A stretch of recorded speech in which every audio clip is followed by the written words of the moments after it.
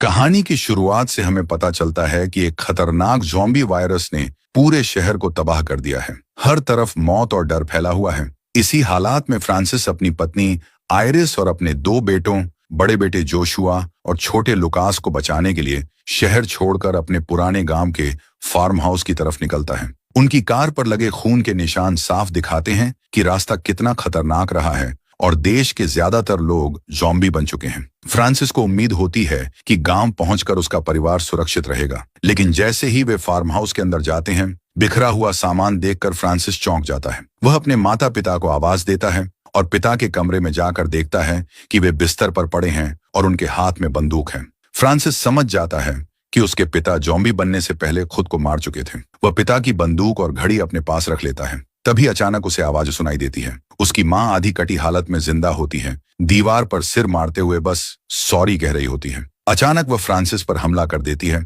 लेकिन मजबूरी में फ्रांसिस उसे गोली मार देता है। बाद में वह अपने माता पिता को दफना देता है और समझ जाता है कि अब वायरस गांव तक भी पहुंच चुका है। इसके बाद जोशुआ फ्रांसिस से कहता है कि स्टोर रूम से जरूरी सामान लेना चाहिए। दोनों वहां जाते हैं और देखते हैं कि फार्म हाउस के केयरटेकर ने फांसी लगा ली है। कुछ पल की खामोशी के बाद फ्रांसिस जोशुआ को उसकी कमर से चाबियां लेने को कहता है। डरते डरते जैसे ही जोशुआ चाबियां खींचता है, केयरटेकर का शरीर अचानक नीचे गिर पड़ता है। घबराया हुआ जोशुआ भागकर बाहर आ जाता है। तभी आयरिस उसे डरा हुआ देखकर सवाल करती है और फ्रांसिस समझ जाता है कि असली खतरा अब शुरू होने वाला है। फ्रांसिस आयरिस से कहता है कि कुछ खास नहीं हुआ, बस एक मरी हुई लाश जोशुआ पर गिर गई थी। यह सुनकर आयरिस गुस्से में कहती है कि जोशुआ से ऐसे खतरनाक काम मत करवाया करो, लेकिन फ्रांसिस साफ बोलता है कि अगर यहाँ जिंदा रहना है तो ये सब सीखना ही पड़ेगा, वरना कोई भी ज्यादा समय तक नहीं बच पाएगा। इसके बाद वह अपने छोटे बेटे लुकास को खाने के लिए गन्ने का टुकड़ा देता है। लुकास को खुशी से खाते देख फ्रांसिस खुश हो जाता है, जिससे साफ पता चलता है कि वह अपने छोटे बेटे का ज्यादा ध्यान रखता है। फिर आयरिस फ्रांसिस को नीचे बने एक बंद कमरे में ले जाती है। उस कमरे को देखते ही फ्रांसिस डर जाता है, क्योंकि उसे अपना बचपन याद आ जाता है। बचपन में उसके पिता उसे सजा देने के लिए इसी कमरे में बंद कर देते थे। रात होते ही पूरा परिवार साथ बैठकर खाना खाता है। तभी जोशुआ को एक रेडियो मिलता है और वह उसे चलाने की कोशिश करता है, लेकिन फ्रांसिस को यह बिल्कुल पसंद नहीं आता। वह जोशुआ को रोक देता है और पहले खाना खाने को कहता है। खाने के दौरान जोशुआ बताता है कि उसकी प्रेमिका एलिस का संदेश आया है। वह अपने परिवार के साथ उत्तर के पहाड़ों में जा रही है, जहां सरकार ने लोगों को बचाने के लिए एक सुरक्षित जगह बनाई है। यह सुनते ही फ्रांसिस मना कर देता है और कहता है कि वह किसी भी सुरक्षित जगह पर नहीं जाएगा। उसे लगता है कि वहां लोगों को जानवरों की तरह रखा जाएगा और खाने के लिए लड़ना पड़ेगा। वह साफ कह देता है कि सभी यहीं रहेंगे, लेकिन आयरिस को उसका यह फैसला बिल्कुल पसंद नहीं आता। रात को आयरिस फ्रांसिस से कहती है कि जोशुआ से इतनी सख्ती से बात न करे, क्योंकि वह अब बड़ा हो चुका है। उसी रात फ्रांसिस एक भयानक सपना देखता है, जिसमें उसका पिता डरावने रूप में दिखाई देता है। डर के मारे वह अचानक उठ जाता है और आयरिस को कसकर पकड़ लेता है। सुबह बात करते समय आयरिस साफ कह देती है कि उसे इस जगह पर बिल्कुल भी रहना पसंद नहीं है। बुरे सपने और आयरिस की जिद की वजह से फ्रांसिस मजबूरी में पहाड़ों वाली सुरक्षित जगह पर जाने के लिए मान जाता है। परिवार गाड़ी में निकल पड़ता है। रास्ते में वे देखते हैं कि पुल पर कई गाड़ियां खड़ी हैं और रास्ता लोहे की रुकावट से बंद है। फ्रांसिस वापस फार्म हाउस लौटने की बात करता है, लेकिन आयरिस कहती है कि रास्ते का एक हिस्सा अभी भी खुला है। आयरिस गाड़ी से नीचे उतरकर रास्ते पर लगी रुकावट हटाने की कोशिश करती है, लेकिन वह उसे हिला भी नहीं पाती। तभी अचानक उसके सामने एक ज़ॉम्बी आ जाता है। डर के मारे आयरिस भागने लगती है। उसी वक्त फ्रांसिस गाड़ी से उतरता है, ज़ॉम्बी को गोली मारता है और आयरिस की जान बचा लेता है। लेकिन गोली की आवाज सुनते ही और भी ज़ॉम्बी वहां आ जाते हैं और उस गाड़ी पर हमला कर देते हैं, जिसमें बच्चे बैठे होते हैं। फ्रांसिस बिना घबराए चालाकी से सारे ज़ॉम्बियों का ध्यान अपनी तरफ खींच लेता है। ज़ॉम्बी उसे पकड़ने ही वाले होते हैं, लेकिन किसी तरह वह उनसे बच निकलता है और उन पर हथगोला फेंक देता है। तेज धमाके के साथ सारे ज़ॉम्बी मर जाते हैं और परिवार बच जाता है, लेकिन अब गाड़ी स्टार्ट नहीं होती। मजबूर होकर सब पैदल ही वापस फार्म हाउस की तरफ लौटते हैं। घर पहुंचकर फ्रांसिस साफ कह देता है कि अब से सब कुछ आयरिस की मर्जी से होगा। अगली सुबह फ्रांसिस अकेले पुल पर गाड़ी लेने जाता है। गाड़ी स्टार्ट होते ही उसके मन में एक बात आती है कि अगर गाड़ी वापस लाई तो आयरिस फिर से यहाँ से जाने की बात करेगी। यही सोचकर वह गाड़ी वहीं छोड़ देता है और वापस लौट आता है। आयरिस जब गाड़ी के बारे में पूछती है तो फ्रांसिस झूठ बोल देता है कि गाड़ी खराब थी। रात को फ्रांसिस घर की लाइटें और ठंडा करने वाली मशीन ठीक करता है और बच्चों के साथ हंसने खेलने लगता है। सब नाचते गाते हैं और दूर खड़ी आयरिस उन्हें देखती रहती है। उसे लगता है कि फ्रांसिस अब इस जगह को अपना घर मान चुका है और यहीं रहना चाहता है। कुछ देर बाद जोशुआ और लुकास एक पुराना फोटो एल्बम देखते हैं।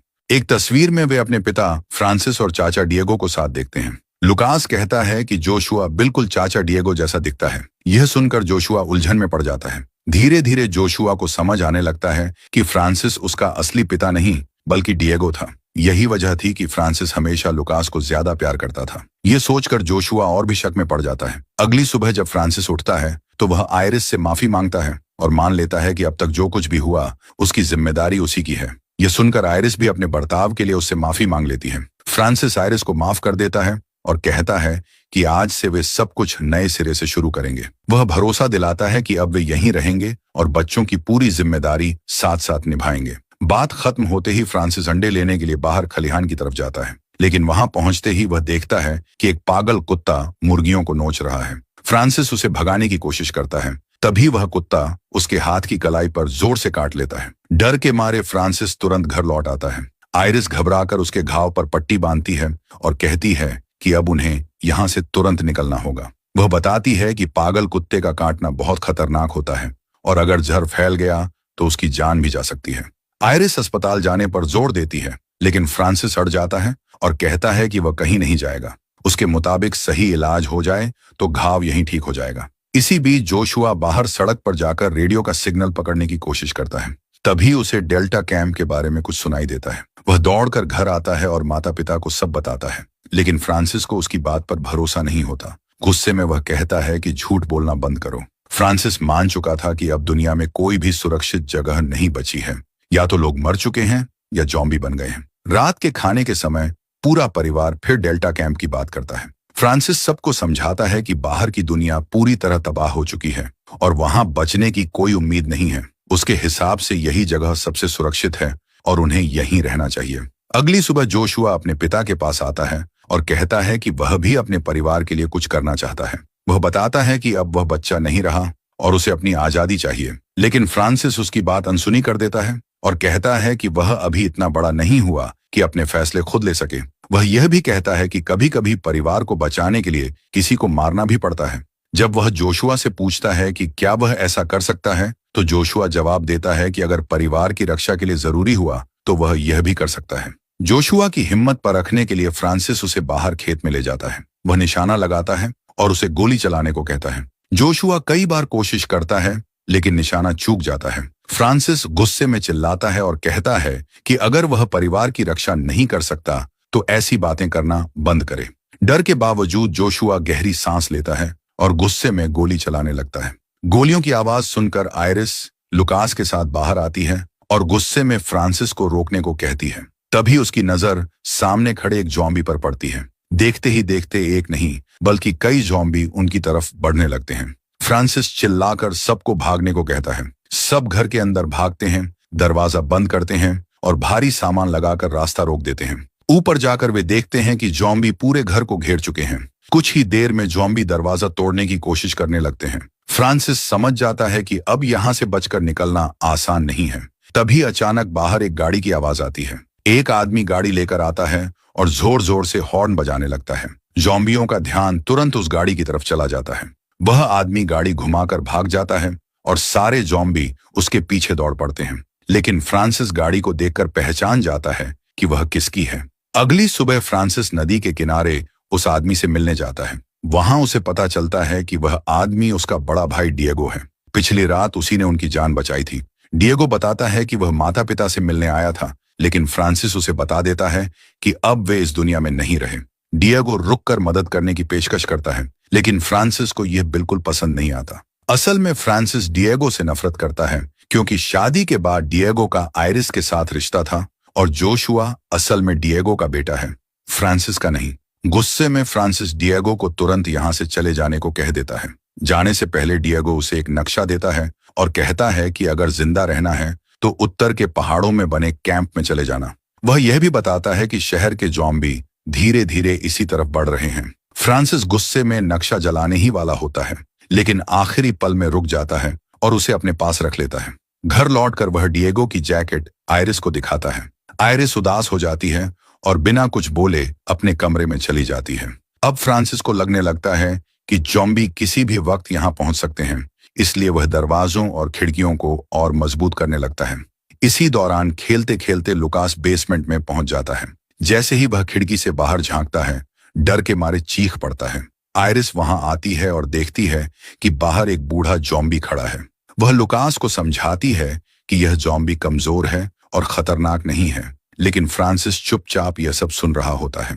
वह बाहर जाकर उस ज़ॉम्बी का पीछा करता है, उसे मार देता है और उसका सिर काट देता है। घर वापस आकर फ्रांसिस सबको इकट्ठा करता है और कहता है कि बाहर अभी भी बहुत खतरनाक ज़ॉम्बी हैं, इसलिए उन्हें फार्म हाउस में ही रहना चाहिए क्योंकि यही सबसे सुरक्षित जगह है। लेकिन आयरिस समझ जाती है कि फ्रांसिस सच नहीं बोल रहा। बाद में जब फ्रांसिस नहाने जाता है तो जोशुआ उसके कमरे में जाता है और वह नक्शा देख लेता है जो डिएगो ने दिया था। कुछ देर बाद फ्रांसिस बाहर आता है और जोशुआ को कमरे से बाहर जाने के लिए कह देता है। जैसे ही रात होती है, फ्रांसिस अचानक क्रिसमस मनाने की तैयारी करने लगता है। सब उसे बताते हैं कि अभी तो सितंबर का महीना है, क्रिसमस कैसे हो सकता है, लेकिन फ्रांसिस कहता है कि उसके लिए आज ही क्रिसमस है। यहीं से साफ दिखने लगता है कि फ्रांसिस की मानसिक हालत धीरे धीरे बिगड़ रही है। रात के खाने के दौरान जोशुआ अपनी मां को नक्शे के बारे में बता देता है। आयरिस फ्रांसिस से पूछती है कि नक्शा कहाँ है। ये सुनते ही फ्रांसिस गुस्से में आ जाता है और कहता है कि उसके पास कोई नक्शा नहीं है। फिर वह बच्चों से कह देता है कि उनकी मां किसी और के साथ भागना चाहती थी, लेकिन वायरस की वजह से ऐसा नहीं कर पाई। यह सुनकर बच्चे रोने लगते हैं और आयरिस से सच पूछते हैं। आयरिस मजबूरी में मान लेती है कि फ्रांसिस जो कह रहा है वह सच है। इसके बाद फ्रांसिस सबको चेतावनी देता है कि अब कोई भी इस घर से बाहर नहीं जाएगा। वह नक्शा उठाकर आग में फेंक देता है। यह देखकर आयरिस गुस्से में फ्रांसिस को थप्पड़ मारती है और अपने कमरे में चली जाती है। अगले दिन फ्रांसिस गन्ना लेने खेत में चला जाता है। उसके जाने के बाद आयरिस बच्चों से बात करती है। साफ दिखता है कि बच्चे अपनी मां के साथ खुद को ज्यादा सुरक्षित महसूस करते हैं क्योंकि फ्रांसिस अजीब हरकतें करने लगा है और उसका दिमाग ठीक नहीं लग रहा। शाम को फ्रांसिस लौटता है और एक बड़ा लकड़ी का तख्ता लाकर दरवाजे के सामने लगा देता है। वह सबको बताता है कि बाहर बहुत खतरनाक ज़ॉम्बी घूम रहे हैं और अब कोई बाहर नहीं जाएगा। वह यहाँ तक कह देता है कि जो भी जाने की कोशिश करेगा उस पर हमला करेगा। यह सुनकर जोशुआ कहता है कि उसके पिता झूठ बोल रहे हैं, सिर्फ सबको घर के अंदर बंद रखने के लिए।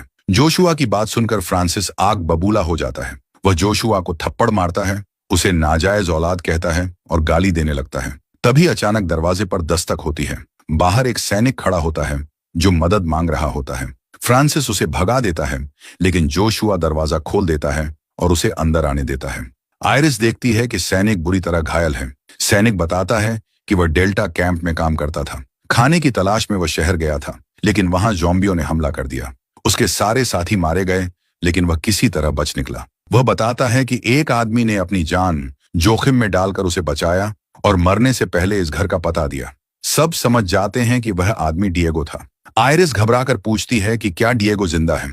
सैनिक बताता है कि ज़ॉम्बियों ने उसे घेर लिया था और शायद वह मारा जा चुका है। इसके बाद आयरिस सैनिक के घावों पर पट्टी बांधती है और फ्रांसिस से कहती है कि उसे आज रात यहीं रहने दे। फ्रांसिस मान जाता है, लेकिन शर्त रखता है कि सैनिक बेसमेंट में रहेगा। रात में जोशुआ अपनी मां से कहता है कि वह चिंता न करे। वह बताता है कि उसे पता है फ्रांसिस उसका असली पिता नहीं है, इसी वजह से फ्रांसिस उसके साथ इतना सख्त व्यवहार करता है। फिर भी वह फ्रांसिस को अपना पिता ही मानता है। जोशुआ कहता है कि वह आज रात बाहर जाकर सड़क की हालत देखने जाएगा।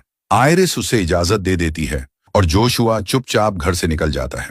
अगली सुबह फ्रांसिस उठता है और देखता है कि जोशुआ घर में नहीं है। वह आयरिस से पूछता है कि जोशुआ कहाँ गया, लेकिन आयरिस कोई जवाब नहीं देती। तभी फ्रांसिस की नजर खुले दरवाजे पर पड़ती है और वह समझ जाता है कि जोशुआ भाग चुका है। यह बात उसके दिमाग पर इतनी भारी पड़ती है कि वह गुस्से में पागल हो जाता है। वह हथौड़ा उठाता है और बेसमेंट में बंद सैनिक के सिर पर वार करके उसे मार देता है। यह देखकर आयरिस और लुकास डर के मारे कांपने लगते हैं। इसके बाद फ्रांसिस आयरिस को जोर से धक्का देता है और वह बेहोश हो जाती है। जब आयरिस को होश आता है तो वह देखती है कि फ्रांसिस ने उसे और लुकास को बेसमेंट में बंद कर दिया है। दूसरी तरफ फ्रांसिस को वही कुत्ता दिखाई देता है जिसने उसे काटा था। गुस्से में वह बाहर जाकर उसे बेरहमी से मार डालता है। अब फ्रांसिस की मानसिक हालत पूरी तरह बिगड़ जाती है। वह उस कुत्ते का मांस पकाकर आयरिस और लुकास के पास ले आता है और जबरदस्ती खिलाने की कोशिश करता है। आयरिस मना कर देती है। गुस्से में फ्रांसिस थाली फेंक देता है और एक चाकू नीचे गिर जाता है। आयरिस चुपचाप उस चाकू को अपने पैर से छुपा लेती है। इसके बाद आयरिस फ्रांसिस को शांत करने की कोशिश करती है। वह कहती है कि फ्रांसिस उसकी जिंदगी का सबसे अहम इंसान है। लेकिन तभी फ्रांसिस की नजर उसके पैरों के नीचे छुपे चाकू पर पड़ जाती है। वह चाकू उठाता है और आयरिस को फिर से बेसमेंट में बंद कर देता है। आयरिस भागने की कोशिश करती है, लेकिन उसका पैर फिसल जाता है और वह फिर से बेहोश हो जाती है। कुछ देर बाद जब आयरिस को होश आता है तो लुकास उससे पूछता है कि अब क्या करें। आयरिस उसे एक योजना बताती है। लुकास जोर जोर से चिल्लाने लगता है। उसकी आवाज सुनकर फ्रांसिस भागता हुआ वहां आता है। इसी मौके का फायदा उठाकर आयरिस उस पर हमला कर देती है। वह फ्रांसिस को बेहोश कर देती है और उसे बेसमेंट में बंद कर देती है, जबकि वह लुकास को लेकर बाहर निकल जाती है।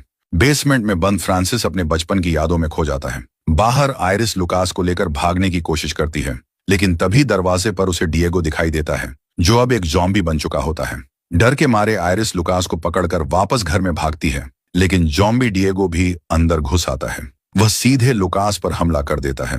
अपने बेटे को बचाने के लिए आयरिस आगे आती है, लेकिन ज़ॉम्बी उस पर भी हमला कर देता है। बेसमेंट में फ्रांसिस उनकी चीखें सुन लेता है। वह पूरी ताकत लगाकर दरवाजा तोड़ देता है और ऊपर पहुंचता है। गुस्से में वह डिएगो पर हमला करता है और चाकू से उसे मार देता है। इसके बाद फ्रांसिस आयरिस से गुस्से में पूछता है कि उसने उसके साथ ऐसा क्यों किया। तभी लुकास सामने आता है और सब देख लेते हैं कि ज़ॉम्बी ने लुकास को काट लिया है। ये देखकर आयरिस और फ्रांसिस दोनों डर जाते हैं। इस पल में फ्रांसिस पूरी तरह शांत हो जाता है। उसका गुस्सा खत्म हो जाता है और वह टूट जाता है। वह आयरिस से अपने बेटे को बचाने की भीख मांगता है। मजबूरी में आयरिस लुकास का संक्रमित हाथ काट देती है और घाव पर पट्टी बांध देती है। यह सब देखकर फ्रांसिस अंदर से टूट जाता है। आयरिस उसे कहती है कि जल्दी से गाड़ी लेकर आओ ताकि लुकास को डॉक्टर के पास ले जाया जा सके। फ्रांसिस दौड़कर वैन की तरफ जाता है, लेकिन वहां उसका बड़ा बेटा जोशुआ बंदूक लिए खड़ा होता है।